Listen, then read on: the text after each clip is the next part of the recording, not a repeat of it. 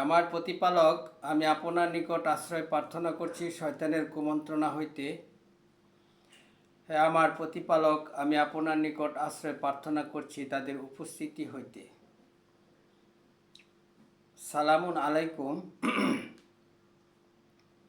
কোরআন থেকে জানতে চাই, আমি মহিউদ্দিন। আমি এখন আলোচনা করব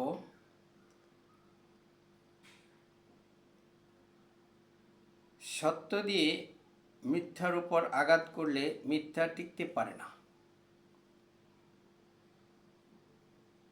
কিন্তু দুঃখজনক হচ্ছে যে আজকাল কিছু লোক কোরআনের অনুসারী দাবি করছে, কোরআনের আলোচনা করছে, কোরআনের কথা বলছে, মানুষদেরকে কোরআন প্রচার করছে। এই পরিচয় দিয়ে কোরআন বিরোধী কথাবার্তা বলছে। এই কোরআন বিরোধী কথাবার্তা বলার কারণে আজকে যারা কোরআন বোঝে না, কোরআন মানে না, কোরআন দিয়ে বিধান জানে না, কোরআনের বিধান যারা জানে না, তারা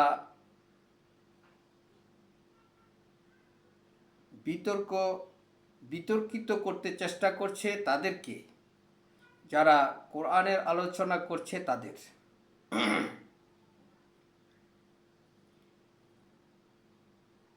আপনারা হয়তো চিনে থাকবেন, সজল রোশন নামে এক ব্যক্তি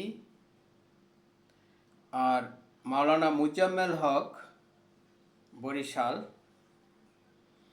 এই ধরনের লোকেরা কোরআনের দাবিদার, কোরআনের অনুসারী দাবিদার।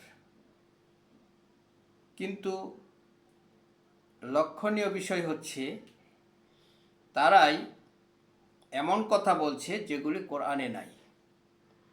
যেমন রাসূলের ইন্তেকালের 200 বছর পরে হাদিস লেখা হয়েছে। এরা এমনভাবে এই কথাগুলি বলে যেন তারা জানে রাসূল কত সনে মারা গিয়েছে, ইন্তেকাল করেছে। তারা যেন জানে যে 200 বছর পরে হাদিস লেখা হয়েছে। এগুলি কথা বলে মানুষদেরকে বোঝাতে চাচ্ছে যে তারা এই হাদিস ঠিক না, অতএব 200 বছর পরে কেন লেখা হলো। অথচ তারা দাবি করছে তারা কোরআনের পক্ষে কথা বলছে, কোরআনের আলোচনা করছে। এই কথাগুলি তারা পেল কোথায় যে 200 বছর পরে হাদিস লেখা হয়েছে? এই হাদিস বর্ণনাকারী আবু বকর আলী উসমান,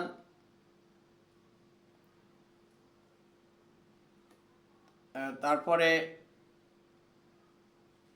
আবু হুরায়রা, আয়েশা, খাদিজা, এগুলি তারা কোথায় পেল? এগুলি তো কোরআনের কোনো বিষয় নয়।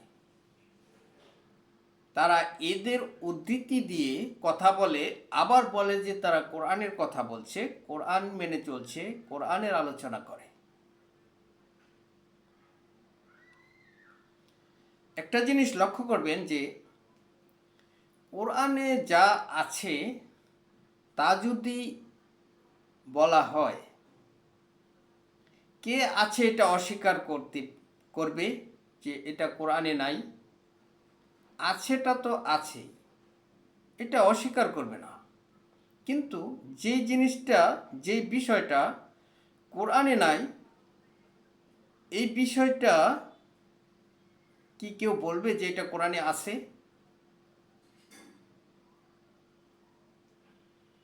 নাইকাটা নাই, আছেটা আছে। দেখুন আল্লাহ রাব্বুল আলামিন সূরা আম্বিয়ার 18 নম্বর আয়াতে বলেছেন যে আমি সত্য দিয়ে মিথ্যার উপরে আঘাত করি। আর সত্য তখন সত্য মিথ্যার মগজ বের করে দেয়, অতঃপর মিথ্যা পলায়ন করতে বাধ্য হয়। তো সত্য দিয়ে মিথ্যার উপর আঘাত করতে আল্লাহ রাব্বুল আলামিন বলেছেন, তো তারা মিথ্যা দিয়ে মিথ্যার উপর আঘাত করছে আর সমাজে বিশৃঙ্খলার সৃষ্টি করছে, বিতর্কের সৃষ্টি করছে, ঝগড়াঝাটির সৃষ্টি করছে। তারা দাবি করছে তারা কোরআনের অনুসারী। আমি শুধু সজল রোশন আর মুজাম্মেল হক সাহেবের কথা বলি নাই, এদের মতো আরও অনেকে এগুলি করছেন। দেখুন কোরআনের অর্থাৎ আল্লাহ প্রদত্ত বিধান, রাসূলের এই বাণী, সম্মানিত রাসূলের বাণী, এই কোরআনের বিরোধিতা তো শুধু তারাই করবে যারা স্বঘোষিত কাফের, যারা বলে যে আমরা এই কোরআন, এই বিধান আমরা বিশ্বাস করি না, তারা বিরোধিতা করবে। কিন্তু যারা কোরআনের নামে কোরআনের অনুসারী সেজে কোরআনের কথা বলছে না, তারা মিথ্যা কথা বলে মানুষদেরকে বোঝাতে চাচ্ছে তারা কোরআনের অনুসারী, এদের কারণেই কোরআন যারা মেনে চলতে চায় এদের মধ্যে বিতর্কের সৃষ্টি করে দেওয়া হচ্ছে। পাবেন কি কোথাও যে কোরআন মানে এমন লোকেরা কোরআনে আছে এমন বিষয়কে অস্বীকার করবে, বিতর্ক করবে? কিন্তু দুঃখজনক হলেও সত্য এটাই যে আমাদের মধ্যে বিতর্কের সৃষ্টি হয়েছে। আমরা কোরআনের দাবিদার, কোরআনের অনুসারী, কোরআন মেনে চলি, রাসূলের অনুসারী, এদের মধ্যে বিতর্কের সৃষ্টি করেছে এরা, যারা বলছে যে হাদিস লেখা হয়েছে 200 বছর পরে। কোথায় থেকে বলে এসব কথা? তারা ইতিহাস রচনা করে, আবার বলে যে তারা কোরআনের অনুসারী। কোরআনের কথা যে কেউ বলতে পারে। আল্লাহ রাব্বুল আলামিন সূরা মায়েদার ৬৭ নম্বর আয়াতে বলেছেন যে রসুলকে যে আপনি কোরআন প্রচার করুন, যদি প্রচার না করেন তাহলে তো আপনি তা প্রচার করলেন না। তাকে নির্দেশ দেওয়া হয়েছে সেজন্য কোরআন প্রচার করে। তাহলে তারা কি প্রচার করছে? তারা কৌশল করছে। কিসের কৌশল? মিথ্যা দিয়ে মিথ্যা ডাকা যায় না, মিথ্যা দিয়ে মিথ্যার মোকাবেলা হয় না। সূরা ফুরকানের 52 নম্বর আয়াতে আল্লাহ রাব্বুল আলামিন বলেছেন যে তোমরা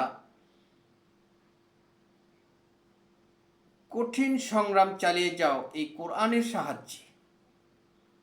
মিথ্যার বিরুদ্ধে যদি আপনি সংগ্রাম করতে চান, মিথ্যাকে যদি মোকাবেলা করতে চান, তাহলে এই মহা সত্য আর কোরআন দিয়েই তা করতে হবে। কিন্তু কোরআনে নাই। আপনি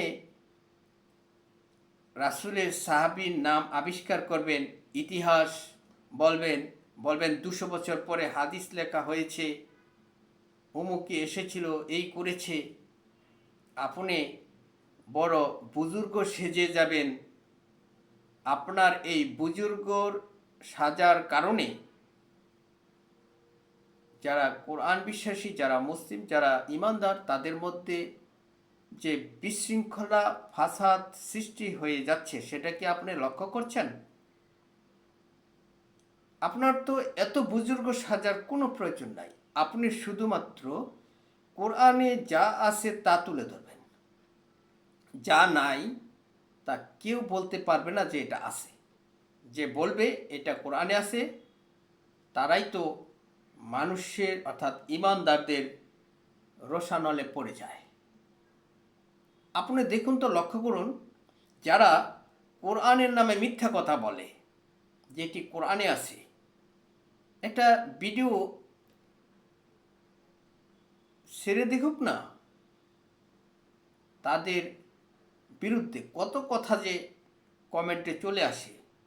কোরআনে না এমন কথা বলছেন কেন? কিন্তু তারা গোপন রেখে কথা বলে। তারা বলে না যে এটা কোরআনে আছে, তবে তারা এমন অঙ্গভঙ্গিমা করে যেন মনে হয় তারা কোরআন থেকেই বলছে।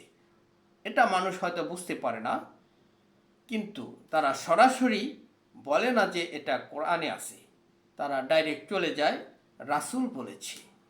এখন আসুন, রাসূল কি বলতে পারে, কি বলতে পারে না। রাসূল বলছেন, আমি তো এই কথাগুলি তোমাদেরকে বলতাম না যদি আল্লাহ না চাইতেন। আল্লাহ বলতেন না। এর পূর্বে আমি তো তোমাদের মধ্যে একটা দীর্ঘ সময় অতিবাহিত করেছি। সূরা ইউনূসের 16 নম্বর আয়াত। তো এখানে রাসূল কি বলেছেন? আমি তোমাদেরকে এই কথাগুলি বলতাম না, শোনাতাম না যদি আল্লাহ না চাইতেন। এর পূর্বে আমি দীর্ঘ সময় অতিবাহিত করেছি তোমাদের মধ্যে, তাও কি তোমরা বুঝো না? তাহলে কি বলেছেন রসুল? আল্লাহ যা বলতে বলেছেন তিনি তাই বলেছেন। আল্লাহ বলছেন সূরা নাজমের 3 নম্বর আয়াতে, আমার রসুল নিজে থেকে কোনো কথা বলেন নাই, যা বলেছে সেটা ওহী, অর্থাৎ আমি যা বলতে বলেছি তিনি তাই বলেছে। এই কোরআন সম্মানিত রাসূলের বাণী। সূরা হাক্কার 38, 39, 40 তিনটি আয়াতে কসম খেয়ে আল্লাহ বলছেন, তোমরা যা দেখো আর যা দেখো না উভয়ের কসম, এটি সম্মানিত রাসূলের বাণী। এই রাসূলকে, এই রাসূলের অর্থাৎ এই রাসূলকে যে বিধান দিয়েছেন আল্লাহ রাব্বুল আলামিন, এই বিধান তিনি মানুষের কাছে প্রচার করতে বলেছেন, তাই তিনি সেই বিধান প্রচার করেছেন। তিনি এই বিধান ঠিকমতো প্রচার করছেন কিনা সেজন্য তার সামনে এবং পিছনে পাহারাদার নিযুক্ত করে রেখেছেন। সূরা জিনের 28 নম্বর আয়াত পড়ে দেখবেন। রসূল বলেছেন, আমি তো শুধু তোমাদেরকে ওহীর দ্বারাই সংশোধন করছি, মানে আমি তোমাদেরকে শুধু ওহীর মাধ্যমেই সতর্ক করছি। সূরা আম্বিয়ার 45 নম্বর আয়াত। আল্লাহ তাকে বলতে বলেছেন যে বলো, আমি শুধু ওহীর দ্বারাই তোমাদেরকে সতর্ক করছি। ওহী মানে আল্লাহর প্রদত্ত বিধান, এই কোরআন। যে কোরআন সম্মানিত রাসূলের কথার মাধ্যমে লিপিবদ্ধ হয়েছে, লিপিবদ্ধ করা হয়েছে। যারা লিপিবদ্ধ করেছে তারা হচ্ছে সম্মানিত লিপিকারক, পুত পবিত্র উন্নত চরিত্রের অধিকারী। 80 নম্বর সূরার 15-16 নম্বর আয়াত আল্লাহ বলছেন তারা লিপিবদ্ধ করেছে। সূরা আহকাফের 9 নম্বর আয়াতে রসূল বলছেন, রসূলকে বলতে বলেছেন আল্লাহ যে বলো, অর্থাৎ আমি তো নতুন কোনো রসূল নই, আমি জানি না আমার এবং তোমাদের সাথে কি আচরণ করা হবে।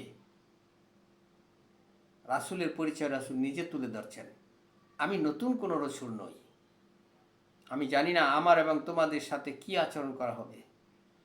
আমার প্রতি ওহী করা হয়, আমি শুধু ওহীর অনুসরণ করি।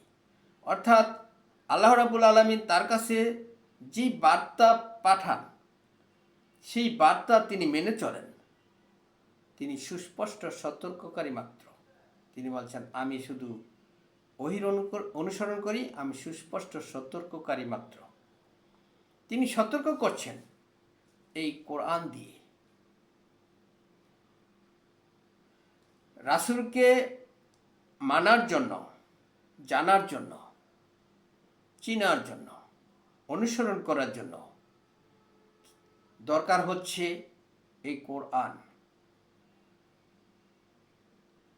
এটা আমি বলছি না, আল্লাহ রাব্বুল আলামিন বলছেন সূরা নিসার ৬৬ আয়াতে, আমি আমার রসুল এই জন্যই প্রেরণ করেছি তাকে যেন আমার বিধান দিয়ে অনুসরণ করা হয়, মেনে চলা হয়। যারা রাসূলকে মেনে চলল তারা আল্লাহকে মেনে চলল। সূরা নিসার ৮০ আয়াত। যারা রাসূলকে আর আল্লাহকে মেনে চলল তাদের সঙ্গী হবে নবী, শহীদ, সিদ্দিক, আল্লাহর নেয়ামতপ্রাপ্ত ব্যক্তিগণ। কত উত্তম সঙ্গী তারা। সূরা নিসার ৬৯ আয়াত। এভাবে সমস্ত কিছু বর্ণনা করে দেওয়া হয়েছে। আপনি প্রচার করুন এই কোরআন। যদি না করেন তাহলে আপনি তো প্রচার করলেন না। আপনাকে রক্ষা করবেন আল্লাহ নিজে। তো দেখুন, যারা বিশ্বাস করে না এই কোরআন, যারা বলে যে আমরা এই কোরআন বিশ্বাস করি না, অবিশ্বাসী, কাফের, তারা কিছুই করতে পারবে না। আল্লাহ বলছেন, আমি আপনাকে মানুষের কাছ থেকে রক্ষা করব। তাহলে এখানে আপনি কিসের কৌশল অবলম্বন করছেন? মিথ্যা দিয়ে মিথ্যার মোকাবেলা করছেন।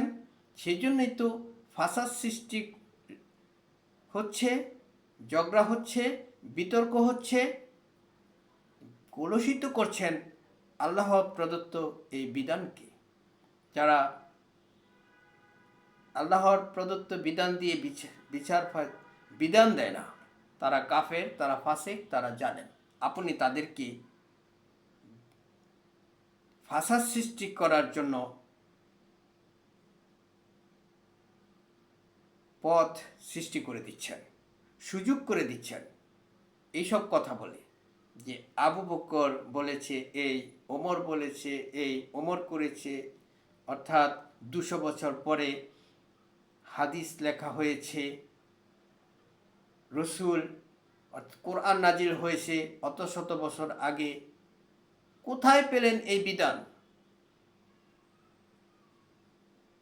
এই বিধান তো কোরআনে নাই। আপনারা তো এমন কথাই বলছেন যেমন কথা তারা বলছে। আপনারা তো তাদেরই